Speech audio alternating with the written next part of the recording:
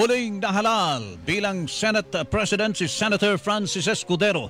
Yan ay matapos siyang makakuha ng 19 na boto mula sa mga kapwa-senador sa pagbubukas ng sesyon ng 20th Congress.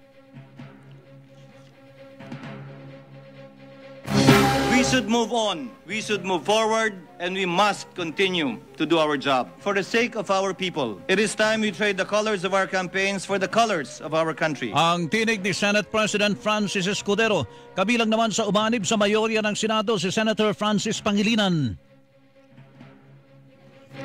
Our aligning with the majority does not and will not undermine our ability to remain fiercely independent as a senator of the Republic. Ang tinig ni Senator Francis Pangilinan, nakalaban ni Escudero sa pwesto si Senator Vicente Soto III na magsisilbi namang Senate Minority Floor Leader. I can take the oath by merely saying that I will perform the duty of a minority leader. Ang tinig ni Senate Minority Floor Leader Vicente Soto III, nahalal muli si Senator Jingo Estrada bilang Senate President Pro Tempore, habang Senate Majority Floor Leader naman si Senator Joel Villanueva.